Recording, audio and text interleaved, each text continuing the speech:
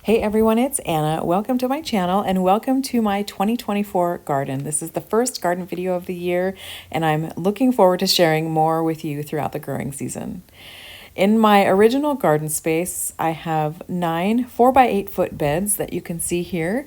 And then I also have a 2 by 16 foot row of blueberries in this garden space as well. And then you'll see that last fall I actually expanded the garden to probably 4 times its original size, where I'm going to be having some pumpkins and some cut flowers and things like that growing in that space. But let's take a look at the raised garden beds here first. You can see some of them look empty, but some of them look very full. So let's take a look. The first bed as you enter the garden is my strawberry bed. And this bed is looking great. And after this video, I actually took some time to remove some of the older dried leaves and some of the older runners that need to be snipped for the season. But this bed's looking great. I also fertilized this bed and it's going to get a good start. The second bed here has various different tulips in it, and then there's that open space on the right. That's actually some radishes that have yet to come up yet. But this is going to be beautiful. And as I remove the tulips, I'll be able to overplant this with things for the summer garden, like zucchini, tomatoes, and things like that. This third bed has all kinds of veggies in it. There's a whole row of spinach. There's an entire row of radishes there in between those drip lines that have yet to come up yet. There's a couple of rows of peas on the trellis, and then there's several rows of carrots on the far side where that plastic rubber snake is.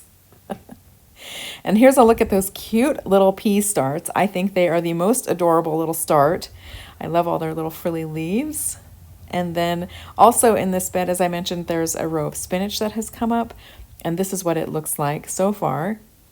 And just to give you a size perspective, the drip line that I use in my garden beds is 1/4 inch. So these seedlings are really teeny tiny.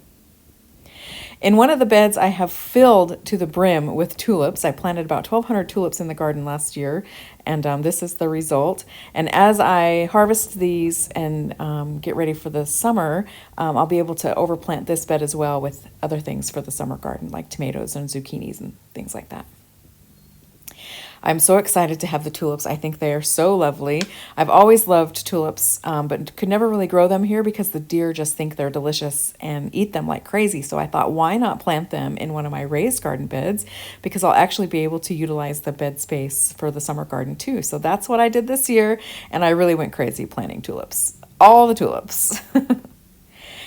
In the third row of beds, these kind of look empty, but they're actually not. The middle one is, but the first and the third one are not. The first one is about 3/4 of the way filled with corn. There are 4 different varieties that I'm growing there this year. Some of them are just for fall decor. Some of them are the little colorful cobs, but then some are sweet, little tiny sweet corns as well. And then this bed is filled with various different types of lettuces. There is three or four rows of carrots in this bed, as well as some kale. And here's another look at those little teeny tiny carrot seeds. I've never been very successful at growing carrots, so I thought this year I would give it some good effort, and they are looking good so far. And then this is my dwarf pear tree. It has 4 different types of pears grafted, and it's getting ready to bloom, so that's going to be beautiful. And then this is the yellow plum tree, and this year it's again covered with flowers. Last year it was too, but we didn't get any fruit set. And this year, I was also thinking last year it may have been just because it was a young tree. This year I believe it's its 3rd year, and so if we don't get any fruit set this year, that's going to tell me that I need a companion tree for it. This bed here is full of brassicas, so there's broccoli and cauliflower in it. The middle bed will probably be tomatoes.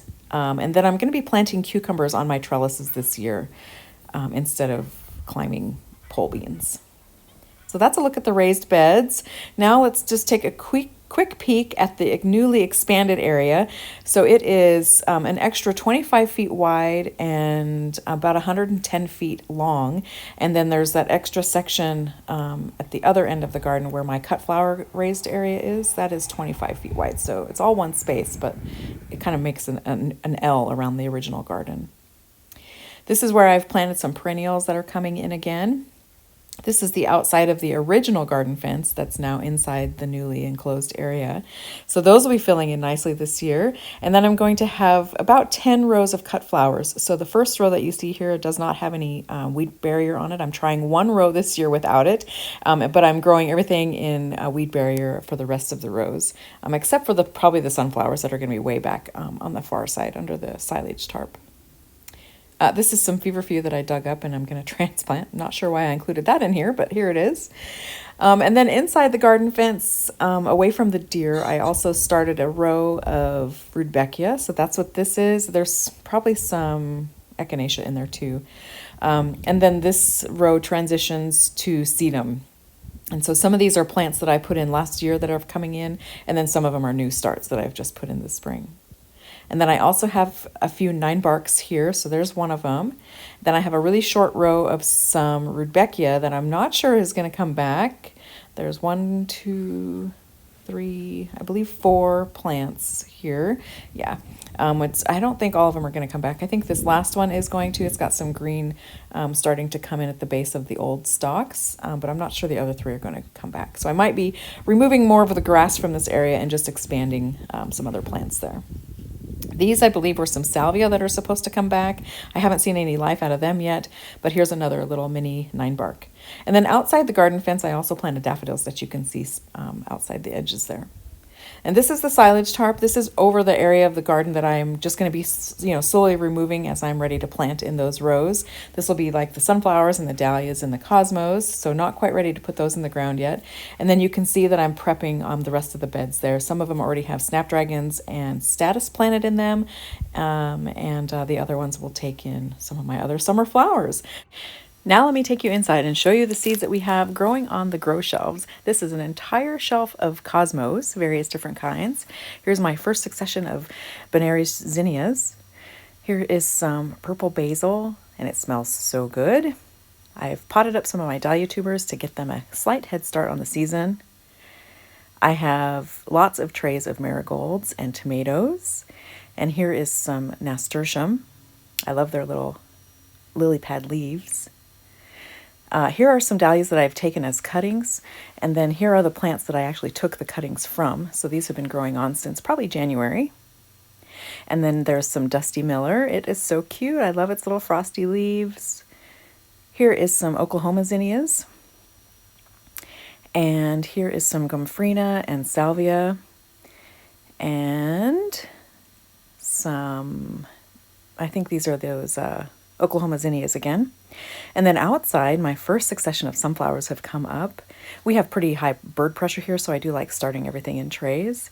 These are some straw flowers, and then there is some scabiosa and feverfew. And here is some sweet Annie, and there's some echinacea, and also some yarrow. So lots and lots of things started. Everything has been started by seed this year, so I'm excited for the season. Thanks so much for joining me in the garden today. I hope you're as excited as I am about this year's growing season, and I will talk to you again soon. Bye.